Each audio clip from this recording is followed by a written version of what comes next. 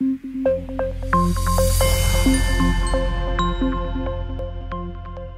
right, I gotta warn you, in this video we're gonna be talking about interaction terms. Now, interaction terms are fantastic. They pop up all over the place, especially in causal inference. In fact, there are a lot of causal inference research designs that are built around the use of interaction terms. So they show up a lot in causal inference and in generally, observational research designs overall, right? However, they are also very difficult to wrap your head around. So this is a video you might want to bookmark it, watch it.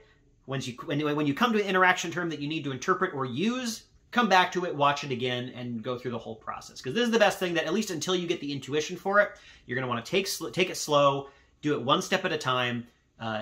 Don't be in a rush, and you'll get to the proper interpretation as long as you're willing to go step by step. So let's make sure that we can do that. So what is an interaction term? Well, if you think back to the polynomials or logarithms that we used before, we were fitting a curvy line. We're basically saying that the effect of x on y should be different at different values on the x-axis, right? The effect would change along the range of the x. But what if instead of that, what if the effect of x changes for values of a different variable? So instead of the effect of x on y changing as the value of x changes, what if it changes as the value of z changes? That could certainly happen, and so that is what we can use interaction terms to study. One of the most common ways in which this pops up is if we want to see the difference in a treatment effect across groups. If you think back to our heterogeneous treatment effect videos, we talked about conditional average treatment effects, which was treatment effects that we estimated differently for different groups. Maybe there's one effect for women and one effect for men. Maybe there's one effect for tall people, one effect for short people. Maybe there's blah, blah, blah, blah, whatever the thing is, right? This is one way of allowing ourselves to estimate conditional average treatment effects, because we are allowing the effect of x on y to be different across different values of another variable, which could be men versus women, or it could be tall versus short, or it could be whatever. So here's an example of an equation that has an interaction term included in it. So here we are guessing y on x, and then we also have z as a control, and we also have x times z as the interaction term. So here, let's say that we're particularly interested in the effect of x, but we are allowing the effect of x to vary across the values of z. Now, something important to point out is that adding z as a control by itself does not do this. Just simply, if we took out the interaction term and just focused on the x and the z part, it's a common misconception that adding a control for z allows the effect of x to differ across different values of z. This is not true. Adding a value of z, as we change the value of z in our model, it moves that line up and down. But if you look at the slope on x, that stays the same. The line does not move around in terms of its slope, which is what we would want for the effect of x to be different. If the effect of x is this for one group and this for a different group, right, we're basically saying that the slope of x differs across those groups. And without the interaction term itself, that is not allowed to happen. We need that interaction term. The other thing to point out here is that I'm including z as a control by itself, even though I'm not particularly interested in it. This is something you pretty much always want to do. You pretty much never want to do x and the interaction term without also including the z that you are interacting with. Why is this? Well, omitted variable bias, or backdoors. If we leave z out of the model, that means that it goes into the error term, right? Everything that's not in the model that determines y goes into the error term.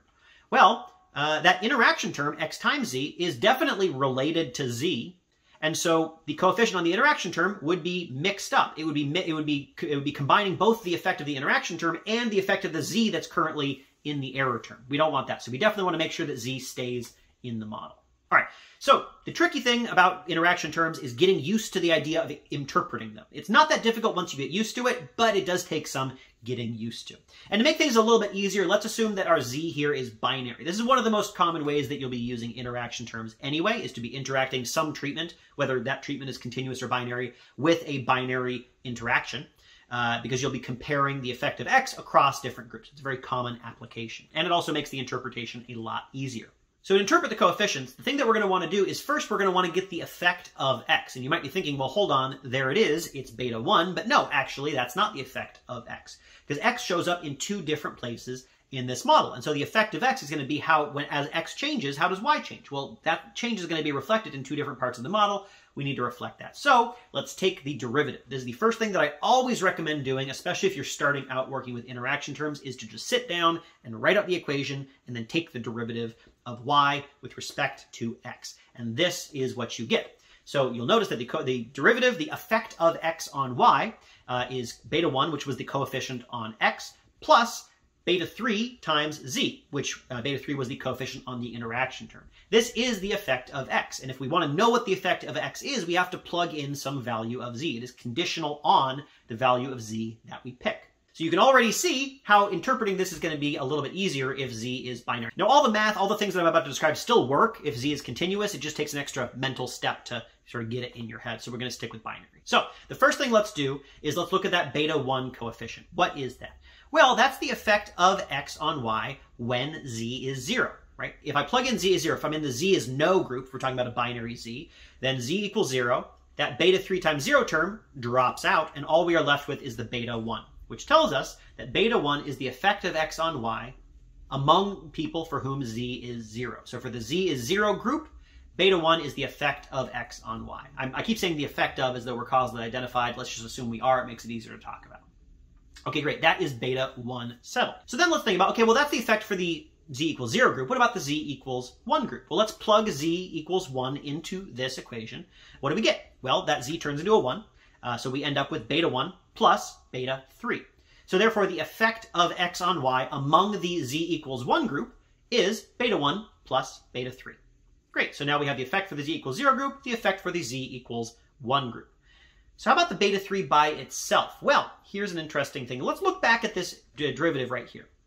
You might realize that this looks very similar to what we had before when we regressed y on a binary indicator, right? The equation looked a lot like this. It was y equals beta 0 plus beta 1 times our binary indicator, right? And in that case, the coefficient on the binary variable gave us the difference in means between the y equals 0, the z equals 0 group and the z equals 1 group, right? It showed us how the mean of y differed across those two groups. Same idea here, except here our left-hand side is the derivative of y with respect to x. So what is beta 3 telling us? Beta 3 is still the difference across the groups, right? It's still what we get when we go from z equals 0 to z equals 1. But now instead of getting the mean of y, we're looking at the effect of x on y.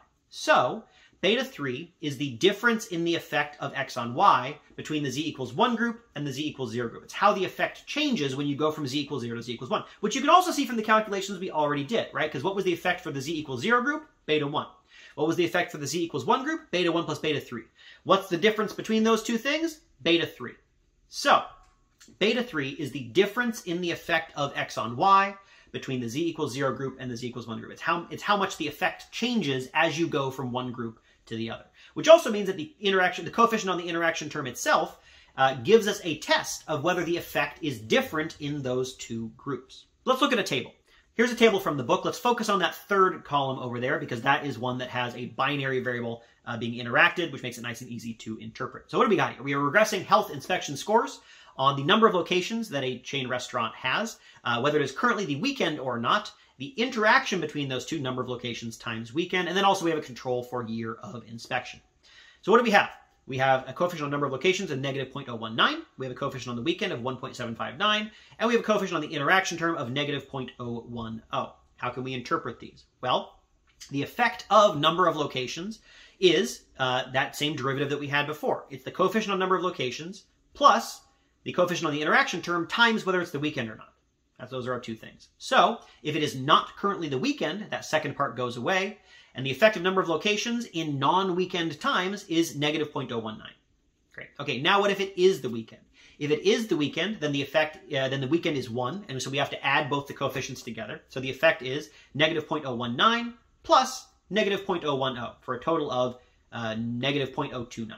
Great. Okay, so then, finally, how much different is the effect of number of locations in the weekend versus not in the weekend? The difference in the effects is given by the interaction term, and so we would say that the effect is 0.010 different on the weekend than it is during the week. We also notice that this is not a particularly strong effect. We don't have statistical significance here, so we do not have enough evidence to reject that these effects are the same on the weekend and during the week. All right, so that's how we can interpret an interaction term. And it'll take you some time to get used to doing it intuitively. I know that it feels very confusing, but once you've done it a number of times, it will become second nature. There is one more thing that I do want to say about interaction terms, which is to watch out with their use. You want to make sure that you have a reason to use them. They can get a little bit addicting and tempting, and you can lead to bad places. Why is that? Well, here's the thing. You know, if we're looking at the effect of a treatment, and we could always think, well, I wonder if the effect of treatment differs across gender, or where you live, or how tall you are, or your hair color, or your eye color, or whatever. It could be the case that the treatment might differ across those things. I mean, it could. Why not? But if you try all those things, well, you're going to get some false positives. Interaction terms tend to be relatively noisy. I mean, think about what you're doing. If you have a binary interaction term, we're basically estimating each effect using half of the sample size that we already had. So we're halving the sample size and estimating these effects. Things are going to get noisy pretty quickly. So if you have noisy estimates and you make a bunch of them, there's a pretty good chance that you're going to find some statistical significance, even if there's not really anything there. So you don't want to go fishing. So before you add an interaction term to your model, you want to make sure that you have a reason why you are adding that interaction term. Don't just add it to try it out and see what's there, right? You don't want to like run your model and be like, okay, I didn't find much of an effect for the treatment, but I wonder if maybe the effect only exists for women who live in Arkansas and are blonde. Like maybe, I don't know, you could try it, but if you try enough combinations like that, you'll find something, and you don't want to do that. All right, that's my warning about interaction terms, and also, we now at this point know how to interpret them as well. Thank you.